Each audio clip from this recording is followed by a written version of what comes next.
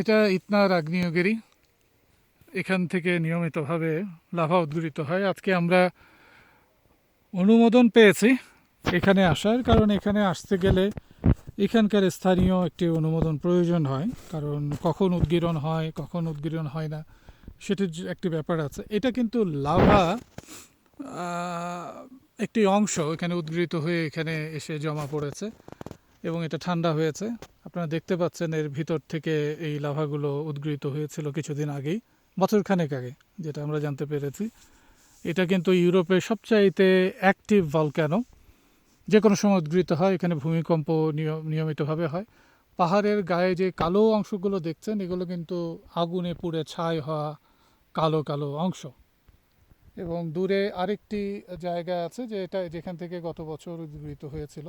মানুষ ওইখানে যাচ্ছে, ওইখানেও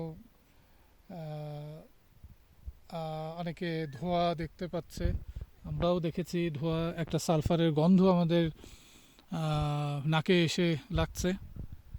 তোমার অনুভূতি কী রথি? অসাধারণ।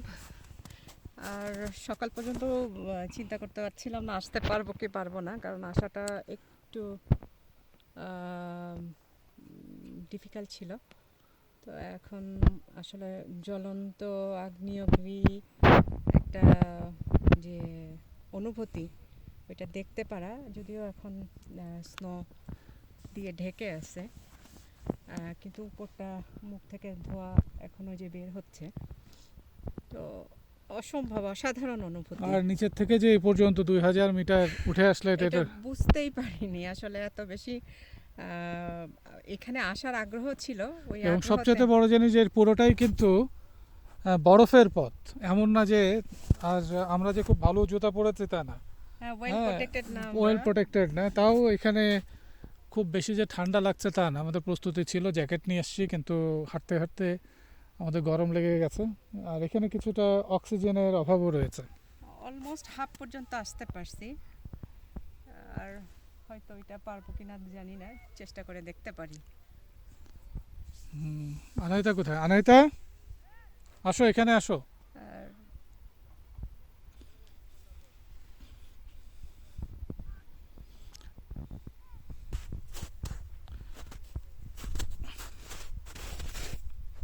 আর এটা একটু হাত, আনাইতা কই? আনাইতা, আনাইতা অনেকটা উপরে উঠে গেছে, আমাদের অত এনার্জি নেই। আনাইতা খুব এক্সাইটেড। আসলে জায়গাটা পাহাড়ে এক্সাইটমেন্টের আগ্নেয়গিরি, মধ্যেই এখানে কিন্তু একটা আসাটাও একটা সাহসের ব্যাপার, কারণ প্রায় উদ্গীরণ হয় এবং এখান থেকে ইভোকুয়েট করাও কিন্তু অনেক সময় সম্ভব হয় না। অনেকে হেলমেট টেলমেট পরে তারপরে এখানে আসে। ধোঁয়া আনাইতা, তুমি এখানে আসো, তোমার আগ্নেয়গিরির। আমি আগ্রহ রাখি, আমি ভলকানো। আনাইতা বলছে ওই আগ্নেয়গিরি ভলকানো থেকে আরো বেশি অ্যাক্টিভ, কোনো অ্যাক্টিভিটি নাই দেখো, কিন্তু আমি তার থেকে আছে ভিতরে। এখানে তো আমরা ওই পর্যন্ত যাই নাই। তো কেমন লাগছে? এদিকে আসো, তোমার অনুভূতি আসো। আমি অনেক আনাইতা নিজেই বলছে, I feel very detached. Anahita বলছে যে আমি নিজেই আগ্নেয়গিরি। কাজী নজরুল ইসলামের একটা কবিতা আছে বিদ্রোহী, তো সেখানেও কিন্তু কাজী নজরুল ইসলাম নিজেকে আগ্নেয়গিরি বলে সম্বোধন করেছিল। তো তোমার অনুভূতি কি আনাহিতা? অনুভূতি যে একটু কাছে আসো, নাহলে Okay. শোনা যাবে না। যে যত আমরা উপরে যাচ্ছি তত হচ্ছে ইয়ে আমাদের প্রবলেম ডিচার্জ ফিল করতেছি।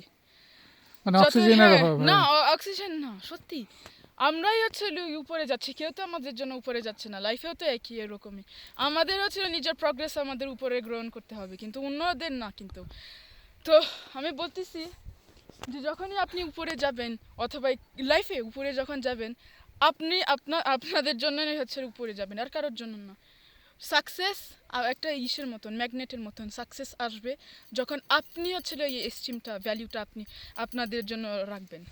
ওইটাই হচ্ছে আপনার রেসপন্সিবিলিটি, ওইটাই আপনাদের ডিউটি না মানুষদেরকে প্লিজ করা, এটা না। কিন্তু মানুষদেরকে না, মানুষকে বলেন, আপনিই নিজে মানুষ।